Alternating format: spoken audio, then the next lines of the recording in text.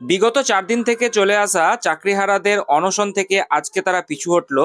আজকে তারা অনশন প্রত্যাহার করে নিয়েছে এবং যেটা আপডেট পাওয়া যাচ্ছে, যোগ্য এবং অযোগ্যদের লিস্ট এসএসসি অবশেষে জমা করেছে শিক্ষা দপ্তরে। বিস্তারিত কি আপডেট, চাকরি কি আদৌ বাতিল হবে কি হবে না, আমরা এই ভিডিওর মাধ্যমে কিন্তু জেনে নেব। ৪ দিন পর অনশন প্রত্যাহার চাকরিহারাদের। জেলায় গণস্বাক্ষর কর্মসূচি, চাকরিহারাদের আদালতের নির্দেশ মেনে আন্দোলন চলবে। অনশন প্রত্যাহারের পর জানালেন চাকরিহারারা।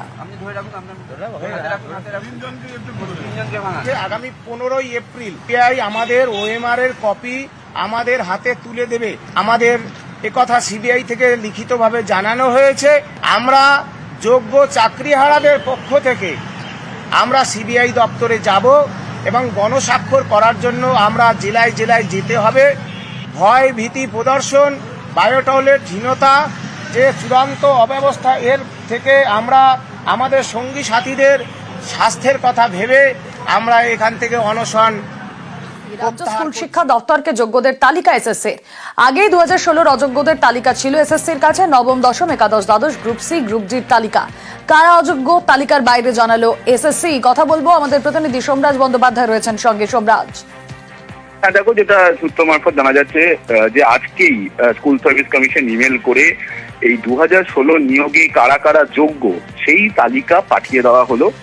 আজকেই সেই তালিকা ইমেল মারফত স্কুল শিক্ষা দপ্তরকে পাঠিয়ে দিয়েছে স্কুল সার্ভিস কমিশন বলে স্কুল শিক্ষা দপ্তর সূত্রে খবর। এবং এই তালিকার উপর নির্ভর করে এবার স্কুল শিক্ষা দপ্তর সংশ্লিষ্ট চাকরি প্রার্থীরা যে যে জেলা থেকে চাকরি করছিলেন সেই জেলার সংশ্লিষ্ট ডিআইদের থেকে বেশ কিছু রিপোর্ট নেবেন বলে সূত্র মারফত জানা যাচ্ছে। স্কুল সার্ভিস কমিশনের কাছে আগেই অযোগ্যদের তালিকা ছিল, কিন্তু তারপরে স্কুল এসএসসি আবার নতুন করে যোগ্যদের তালিকা তৈরি করার প্রক্রিয়া শুরু করে।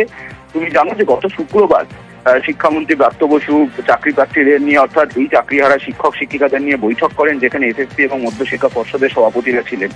সেই বৈঠকের পরে তিনি জানিয়েছিলেন যে 2 সপ্তাহের মধ্যেই যোগ্য অযোগ্যদের তালিকা আপলোড করে দেওয়া হবে, অবশ্যই সেটা আইনি পরামর্শ নিয়ে।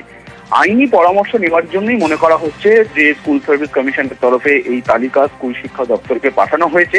আজকেই এই তালিকা পাঠিয়ে দেওয়া হয়েছে, যদিও এই বিষয়ে আপাতত কোনো মন্তব্য করতে চাইছেন না স্কুল সার্ভিস কমিশন চেয়ারম্যান বা স্কুল শিক্ষা দপ্তরের আধিকারিকরা।